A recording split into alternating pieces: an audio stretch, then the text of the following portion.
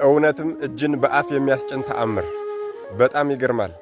እስኪ ዛሬ በዕለተ ሰንበት በጣም ደስ የሚል ቪዲዮ ልጋብዛችሁ። ታዲያ እናታችን ቅድስተ ቅዱሳን ቅድስት ድንግል ማርያምን የሚወዱ ሰዎች በሙሉ ደስ ይላቸው ሐሴት ያደርጉ ዘንድ ላኩላቸው። እስኪ በዘመናችን የሆነ ታሪክ ነው የምነግራችሁ። ይህች ልጅ ከእኛው ጋር አብራ ዩኒቨርሲቲ የተማረች እህታችን ነች። እንደኛው ግን ጥቂት የሰንበት ትምህርት ቤትን ፍሬ ቀምሳለች። በጣም በትልቅ ውጤት ነው የተመረቀችው። ስራ እንደምታገኝ እርግጠኛ ስለነበረች እናት አባቷን ከገጠር ይዛ መጣች። እዚህ እነሱን ጥዬ መምጣት አልችልም አዲስ አበባ ኖራለሁ ብላ ከገጠር ይዛ መጣለች። ስራ ቢፈለግ የለም። 1 ዓመት ከ8 ወር ስራ ሲፈለግ አላገኘችም። ኋላ እፈልግሃለሁ ብላ እኔና አንድ ጓደኛዬን ስናወራ እንግዲህ 1 ዓመት ከ8 ወር ገመናዬን ደብቄ እናት አባቴን በቀንም 1 ቀን እየመገብኩ አኑሬያለሁ። የቤት ኪራይ መከራ ነው፣ ብዙ ነገር ጭንቅ ነው።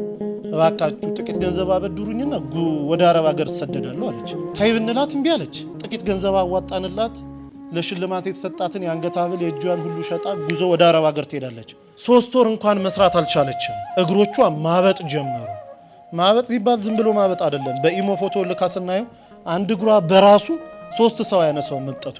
ሆስፒታል ስትመላለስ ቆይታለች። ዶክተሩ የመጨረሻ ያለውን ሪዛልት ሲሰጥ ሰውነትሽን ካንሰር የሚባል በሽታ ተቆጣጥሮታል አለ። ከቻልሽ የእኛን እስልምና ተቀበይሽ አዳያዥ ከኛ ጋር ካልሆነ ግን ወደ ሀገርሽ ሂጂ። የማያምን ሰው በሀገራችን የመቀር ልማድ የለንም አሏት። እነሱ ተማምኖ ሞት አውጀውላታል። ዶክተሩ 2 ቀን ቀርቶሻል ብሏታል።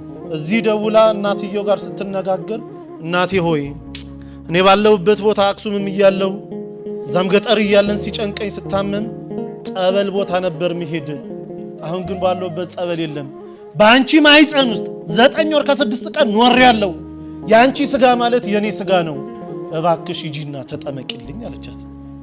የተልኮ ጥምቀት ማለት ይሄ ነው። ሂጂና ተጠመቂልኝ፣ በአንቺ ስጋ እመቤቴ እኔን አጥምቃት ትፈውሰኛለች፣ አምናታለሁ፣ ሂጂ አለች። ለካ እናትየው እግራቸውን ያማቸዋል። እሳቸውም ጳጉሜ 1 2 3 2013 ዓ.ም ልደታ ታውቁታላችሁ ብዬ አስባለሁ። ሜክሲኮ ልክ ስትገቡ እዛ በስመ አብ ወወልድ ወመንፈስ ቅዱስ አሐዱ አምላክ አሜን፣ ይቺ ጥምቀት የኔ ጥምቀት አይደለችም፣ ልጄ ባለችበት ቦታ አጥምቂልኝ ትላለች እናት እየገባች። ተጠምቆ ሲወጡ 3 ቀን ነው ተጠምቆ የወጡት። ደውልልኝ አሉ ዶክተሩ። 2 ቀን ቀርቶሻል ብለዋል። እናትየው 3 ቀን የተጠመቁት።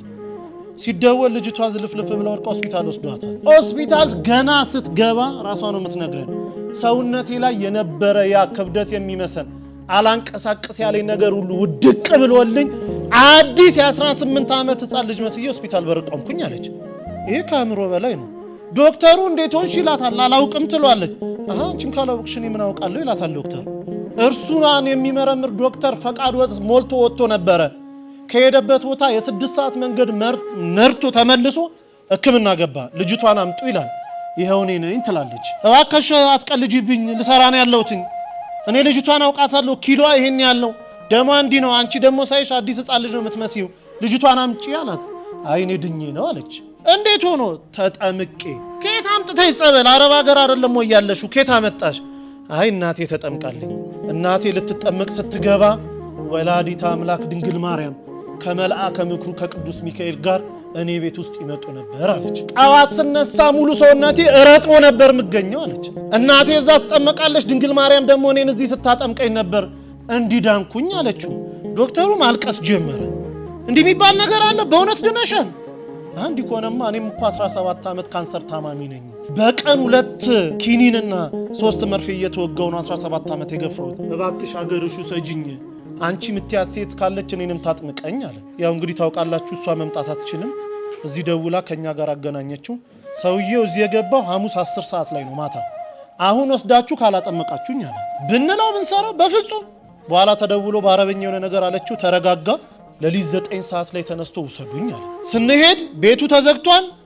ገና በር ላይ ካህኑ እየከፈቱ ነው። አብሮ ገባ። ንባባቱን ደሞ አጣኑን አንድ ላይ ተደርጎ ውስጥ ከሰማ በኋላ መጀመሪያ ተጠማቂ ሆኖ ገባ። እንደገባ መጮን የጀመረው ሲወጣ ሆስፒታል ውሰዱኝ አለ። አረባክ እንደው ቢያንስ 1 ሱባኤ ሳምንት ተጠመቅ። በፍጹም። ከዛች ሴት ጋር ሳወራ እኔ ቤት ውስጥ ይሸተኝ የነበረው ሽታ አሁን እዚህ ቦታ ሸቶኛል። እሷ ስታወራ ሁሌ የሚመጣው ሽታ እኔ ጋር አለ። እባካችሁኝ ውሰዱኝ። ከውስጥ የጥቁር ነገር እየጮኸ ሲወጣ ይቻለው፣ እንደ ጉም ደመና ወጥቶ ሲወጣ ይቻለው፣ ውሰዱኝ አለ። ሆስፒታል ተወሰደ። ምርመራውን ጠበቀ። ሲመጣ ካንሰር የሚባል የለብህም ተባለ። አላምንም ኢትዮጵያውያንን አለ። ዶክተሮቻቸው እንዴት ናቸው? 17 ዓመት የተያዝኩትን እንዴት የለም ትሉኛላችሁ አለ። አይ አገሬ ሄጄ ይመረመራለሁ። ሄዶ ሲመረመር የለብህም ተባለ።